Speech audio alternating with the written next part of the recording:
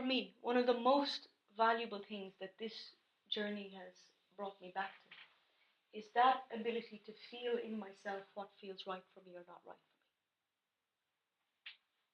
me. And in early stages, I started practicing this with the most ordinary of things. I started practicing this with food. What do I want to eat today? What feels right? Do I want hot food? Do I want cold food? Do I want a lot of food? Do I want a small amount of food? I just started with that. Because up until then, my food was like a routine. Breakfast, eat this. Lunchtime, eat this. Evening time, eat this. It was so routine. I'd lost the ability to really register when I was hungry and what I was hungry for. So I decided to start there. I wanted to get to know. And within a few months, I was discovering that actually I don't really want to eat meat. That was there. I had started to discover that I didn't really want to drink so much alcohol anymore. I really liked raw foods. This is what I began to discover when I was used to my favorite food before that was sandwiches. Anything I ate, I made a sandwich out of it. Yeah, it didn't matter what it was. That helped me to practice registering that feeling of what feels right for me. What do I feel like I need? It's such a subtle kind of feeling. And then I started practicing it when I was going somewhere. What is the best way for me to get from here to there? Will I go this way? Will I go that way? Will I drive today? Will I cycle? Rather than just doing by routine what I always did, I tried to tune into, well, what do I actually need today, or what do I want? And then I started branching that out and looking into my closest relationships around me. Starting with friendships.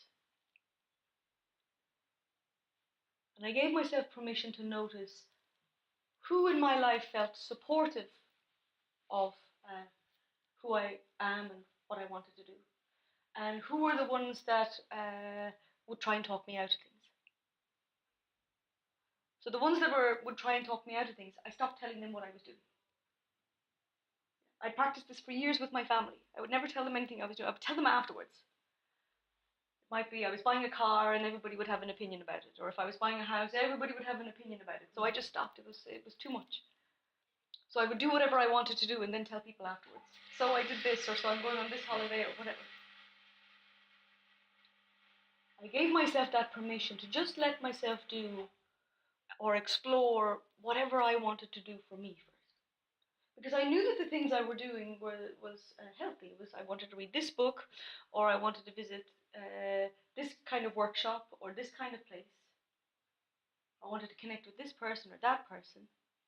And I wanted to let myself find out, rightly or wrongly, goodly or badly, what was right for me.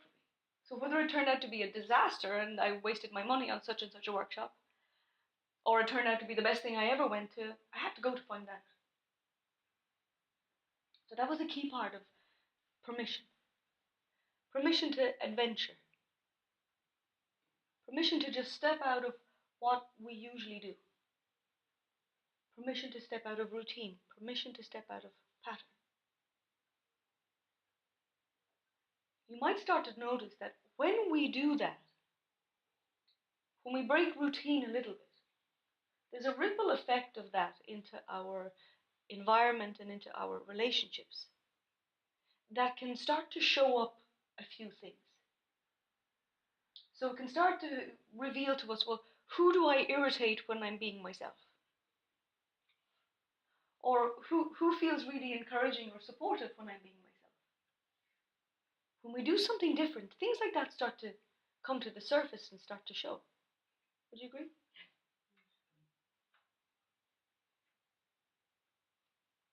So it's either how we give ourselves permission to empower, to self-empower, because otherwise we're sabotaging.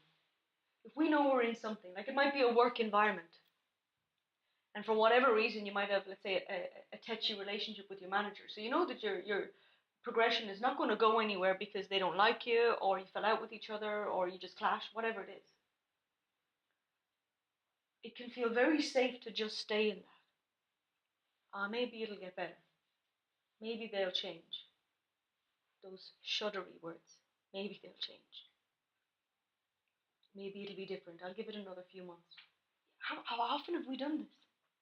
We wait and try and see what might be different just by the passage of time. And usually what happens, or at least in my experience what happens, is we get to a point where life forces us to take action. Our body can get sick. That can be one very strong way that we're prompted to take action. It just takes us out of whatever situation. Or something else breaks. Something else gives around us. But then we're in emergency response mode. We're responding to whatever's happening, but it's in an emergency way. Oh my God, I have to find another job. Oh my God, my relationship is falling apart. Oh my, this betrayal has happened, or that's happened. And then we're trying to survive it. So our easier way ultimately is to find how I can get in touch with me, so I can start finding out more and more of what's truly right for me. And I mean at the deepest levels of truth. This is not, do I want vanilla ice cream or chocolate ice cream? This is deeper than that. But we can practice it there. We can practice it with how you like your tea or whatever. Until we give ourselves time to get to know that in ourselves, we're depending on something or someone else to know for us. So it's like our way of being in the world is feeling like a child, and that the herd or the pride protects us, because we feel our vulnerability in that. What becomes possible as we get to know that is we feel stronger to be able to, stick our heads above what we've always known or what we've always experienced, to see, oh, what am I actually capable of? Or what do I actually want? What do I actually deserve? I give myself a freedom to find that out. And at the same time, the strength that it takes to do that is also the strength that lets us take action.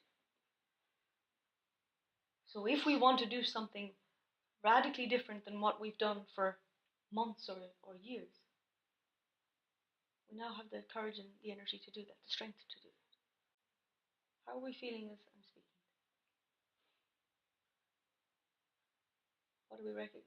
We all do this. This is not like some of you do this and others of you don't. We all do this because it's part of our brain chemistry that we want to feel safe and that we want to feel that sense of belonging. But sometimes the first thing that we find where we feel that sense of belonging, we decide, I'm never letting this go. And then we can get trapped in something that's just not right for us.